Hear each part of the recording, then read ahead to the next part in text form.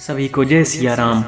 आज का हिंदू पंचांग दिनांक 16 अक्टूबर 2023, दिन सोमवार, विक्रम संवत 2080, शक संवत 1945, आयन दक्षिणायन है। ऋतु शरद ऋतु चल रही है। मास आश्विन मास है। ये पक्ष शुक्ल पक्ष चल रहा है। तिथि द्वितीया।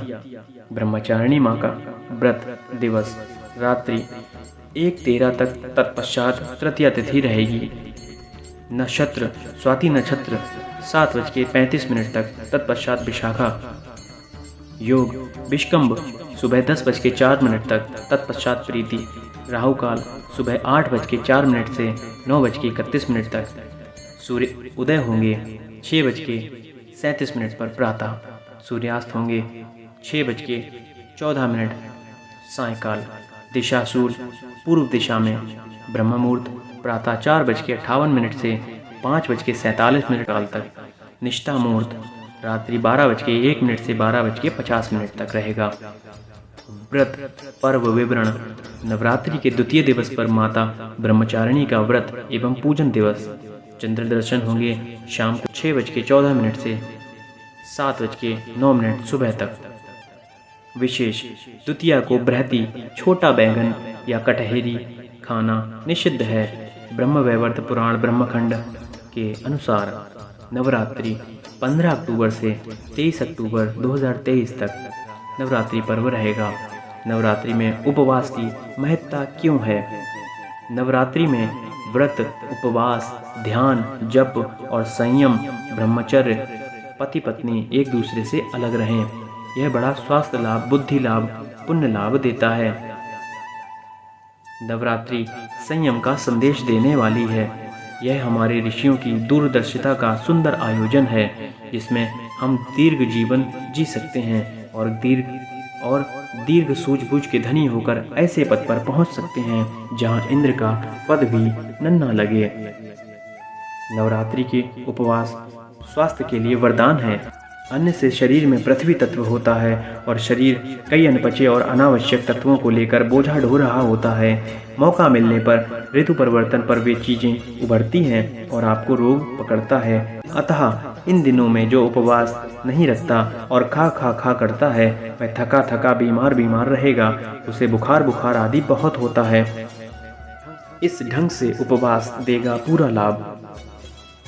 शरीर में 6 महीने तक के जो विजातीय द्रव्य जमा हैं, अथवा जो डबल रोटी, बिस्कुट या मावा आदि खाए और उनके छोटे छोटे कण आंतों में फंसे हैं, जिनके कारण कभी डकारें, कभी पेट में गड़बड़, कभी कमर में गड़बड़, कभी ट्यूमर बनने का मसाला तैयार होता है, वह सारा मसाला उपवास से चट हो जाएगा। तो नवरात्रियों में उपवास का फायदा उठाएं, व्रत रखें। नवरात्रि के उपवास करें तो पहले अन्न छोड़ दें और 2 दिन तक सब्जियों पर रहें, जिससे जठर पृथ्वी तत्व संबंधी रोग स्वाहा कर लें। फिर 2 दिन फल पर रहें।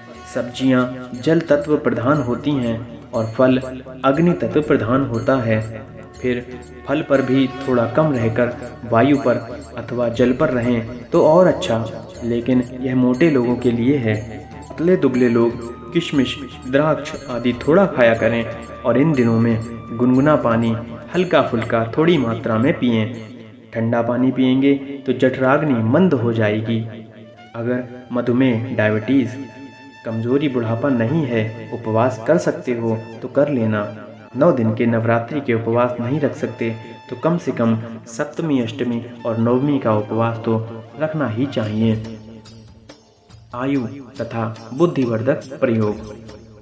हम बात करते हैं आयु तथा बुद्धिवर्धक प्रयोगों के बारे में। मार्कंडेय ऋषि का नित्य सुमिरन करने वाला और संयम सदाचार का पालन करने वाला व्यक्ति 100 वर्ष जी सकता है, ऐसा शास्त्रों में लिखा है। कोई 1 तोला 11.5 ग्राम गौमूत्र लेकर उसमें देखते हुए 100 बार मार्कंडेय नाम का सुमिरन करके उसे पी ले तो बुखार नहीं आता, उसकी बुद्धि तेज हो जाती है और शरीर में स्फूर्ति आती है। कार्यों में सफलता प्राप्ति हेतु। अब बात करते हैं कार्यों में सफलता प्राप्ति हेतु किए गए प्रयासों के लिए।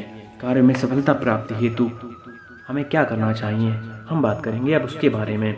जो व्यक्ति बार बार प्रयत्नों के बावजूद सफलता प्राप्त न कर पा रहा हो अथवा सफलता प्राप्ति के प्रति पूर्णतः निराश हो चुका हो, उसे प्रत्येक सोमवार को पीपल वृक्ष के नीचे सायंकाल के समय एक दीपक जला के उस वृक्ष की 5 परिक्रमा करनी चाहिए। इस प्रयोग को कुछ ही दिनों तक संपन्न करने वाले को उसके कार्यों में धीरे धीरे सफलता प्राप्त होने लगती है। सभी को जय जय सिया राम, जय माता की। आप सभी का दिन बहुत शुभ हो। ऐसी शुभकामनाओं के साथ बने रहिए अगले पंचांग के लिए। धन्यवाद।